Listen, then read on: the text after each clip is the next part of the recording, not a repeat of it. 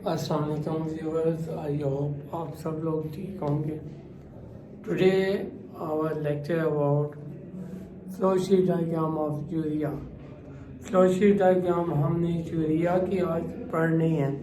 कल हमने यूरिया का देख लिया था पिछले लेक्चर में, यूरिया की फॉर्मेशन। अब यूरिया की फ्लो शीट डायग्राम हम स्टडी करते हैं। यहाँ पे हम देखते हैं flow sheet diagram of urea. Urea में अमोनिया गैस, कार्बन डाइऑक्साइड मिलता है। यहाँ पे रिएक्शन चैम्बर में ये दोनों मिलके अमोनियम कार्बोनेट बनाते हैं। रिएक्शन चैम्बर से जब पास आउट होते हैं यहाँ पे यूरिया बन जाता है। यहाँ पे डिस्टिलेशन यूनिट है। डिस्टिलेशन में यहाँ पे अमोनियम कार्बोनेट डिकम्पोज होता है वाटर में और यूरिया में। यहाँ पे आपके पास सॉल्यूशन फॉर्म में डिस्टिलेशन यूनिट में यूरिया बनता है और देन हम यूरिया को सॉल्यूशन फॉर्म से कन्वर्ट करते हैं। सॉल्यूशन फॉर्म से कन्वर्ट करते हैं हम किस में कन्वर्ट करते हैं कि हम इसको सॉलिड में कन्वर्ट करते हैं। इसे कहते हैं ग्रैनुलेटर्स। ग्रैनुलेटर्स मतलब सॉलिड पार्टिकल यूरिया के बनते हैं। जब सॉलिड पार्टिकल यूरिया के बनते हैं तो याद रखें बेटा, यहाँ पे देन हम पैकिंग करते हैं यूरिया की।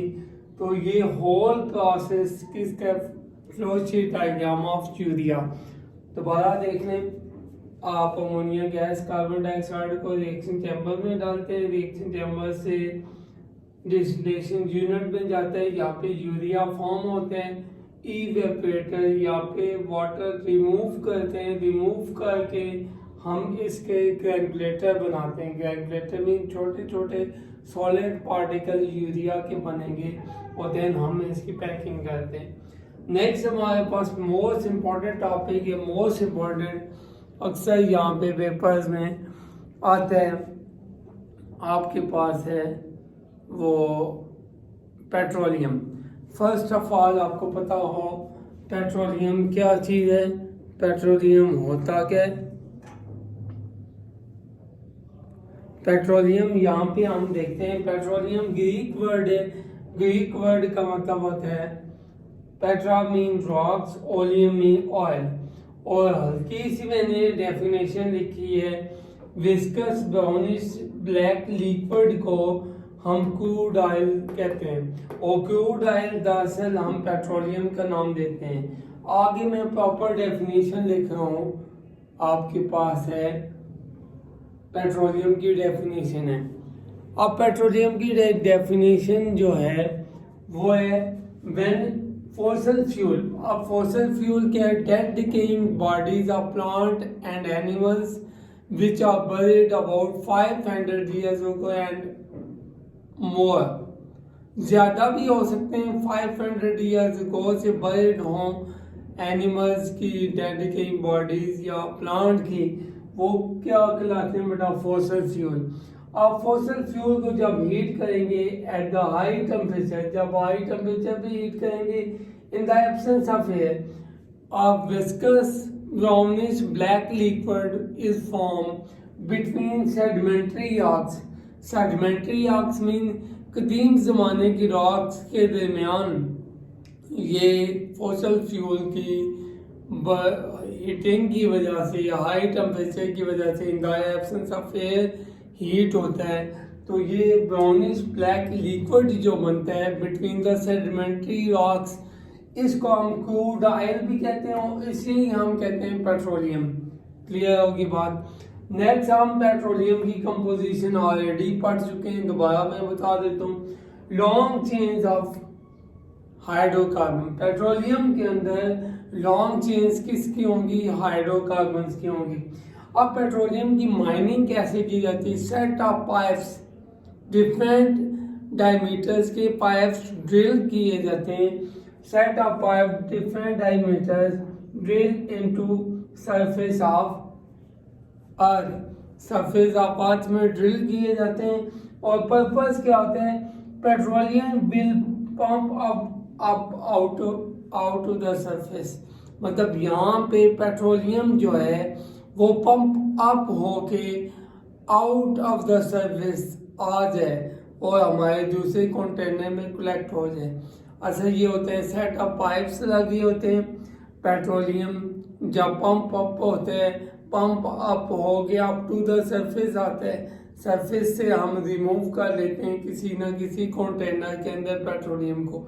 ये इसकी माइनिंग है। अब पेट्रोलियम को साफ कैसे किया जाता है? Refining of petroleum.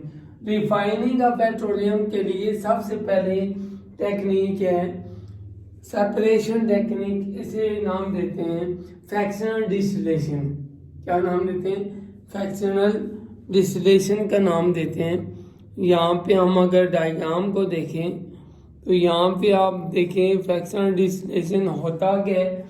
यहाँ पे हम पेट्रोलियम को हाई टेम्परेचर पे हीट करते हैं, बर्न करते हैं। पहले वो इवेपोरेट होता है, वेपर में कन्वर्ट होगा और देन क्या होगा? कंडेंस। डिस्टिलेशन का यही प्रोसेस होता है ना, पहले इवेपोरेशन होती है देन कंडेंसेशन होती है।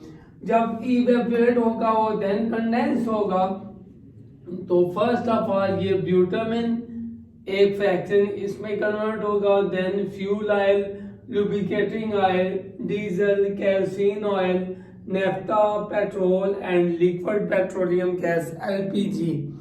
अब ये सारी की सारी फ्रैक्शंस यहाँ से सेपरेट हुई और किसकी बेस पे सेपरेट हुई? अब मैंने दो के बॉइलिंग पॉइंट लिखे हैं। एक मैंने बॉइलिंग पॉइंट लिखा है लिक्विड पेट्रोलियम गैस का, ये बिलो 20 होता है, और ब्यूटामिन का मैंने लिखा है 500 से ज्यादा बॉइलिंग पॉइंट इसका होता है। इट मींस कि ये जो फ्रैक्शंस हैं ये सेपरेट हुई हैं on the basis of difference in their boiling point. In their boiling point के डिफरेंस की वजह से ये सेपरेट हो गए हैं। इसी वजह से फ्रैक्शनल डिस्टिलेशन की मैंने डेफिनेशन लिखी है, separation of compound on the basis of difference in their boiling points. इसे हम कहते हैं फ्रैक्शनल डिस्टिलेशन। अब यहाँ पे एक क्वेश्चन वेरी इंपॉर्टेंट क्वेश्चन आता है, कॉन्सेप्चुअल क्वेश्चन आता है फेडरल बोर्ड में एमसीक्यू वाइज। वो क्या कि इन सारी फ्रैक्शंस में सबसे ज्यादा सबसे पहले कौन सेपरेट होगा? सबसे पहले वो फ्रैक्शन सेपरेट होगी जिसका बॉइलिंग पॉइंट सबसे ज्यादा है। जिसका बॉइलिंग पॉइंट याद रखें, वो फ्रैक्शन सबसे जल्दी सेपरेट होगी जिसका बॉइलिंग पॉइंट जितना कम होगा।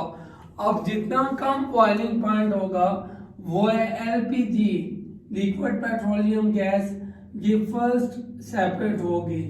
और लास्ट पे कौन सेपरेट होगा? आपकी ब्यूटामिन, जो लास्ट पे सेपरेट होगा क्योंकि इसका बॉइलिंग पॉइंट ज्यादा है। तो अक्सर ये भी पूछा जाता है कि कौन सी फ्रैक्शन है जो सबसे पहले सेपरेट होगी? वो है आपके पास एलपीजी, लिक्विड पेट्रोलियम गैस, और देन आपके पास ब्यूटामिन है जिसका बॉइलिंग पॉइंट हाई होता है, वो सबसे लेट सेपरेट होती है। तो याद रखें ये फ्रैक्शंस की कार्बन 70 होती है, 50 से 70, मतलब ब्यूटामिन से ऊपर जाते जाएंगे बॉइलिंग पॉइंट उन फ्रैक्शंस का ज्यादा होगा जिनमें नंबर ऑफ कार्बन एटम ज्यादा होंगे। ये फर्स्ट ईयर में आगे जाके आप इन डिटेल पढ़ेंगे कि कार्बन एटम ज्यादा होने की वजह से बॉइलिंग पॉइंट क्यों ज्यादा होता है।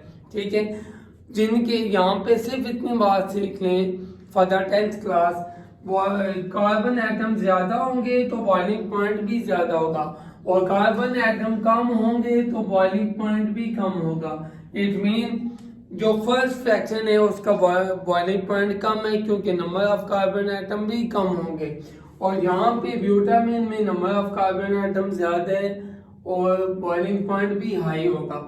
और इन तमाम की तमाम यूनिट्स को फ्रैक्शंस कहा जाता है क्योंकि हम इन्हें कमर्शियली यूज करते हैं। Useful product is produce from the petroleum, और इसको फ्रैक्शंस को हम पेट्रोकेमिकल्स भी अनदर क्लास नाम देते हैं।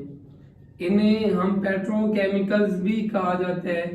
पेट्रोकेमिकल्स वो होते हैं जो पेट्रोलियम से हासिल होते हैं और कमर्शियली हम इन्हें यूज करते हैं। यहाँ तक बात सबको क्लियर है। पेट्रोकेमिकल्स वो होते हैं जो यूजफुल प्रोडक्ट हैं, पेट्रोलियम से हासिल होते हैं, जैसे कि petrol, diesel, liquid petroleum gas. ये था आपका पेट्रोलियम का टॉपिक और आज चैप्टर नंबर 16 आपका कंप्लीट हो गया। चैप्टर नंबर 16 से रिलेटेड कोई भी क्वेश्चन है बेटा आप पूछ सकते हैं और इजीली आप इस जो बोर्ड की पिक्चर ले सकते हैं फॉर योर नोट्स, ताकि आपके नोट्स भी पेट्रोलियम का लॉन्ग क्वेश्चन आए तो पेट्रोलियम को इस तरह आप लिख सकते हैं, पूरा का पूरा आप स्क्रीनशॉट ले सकते हैं। थैंक यू, अल्लाह हाफिज़।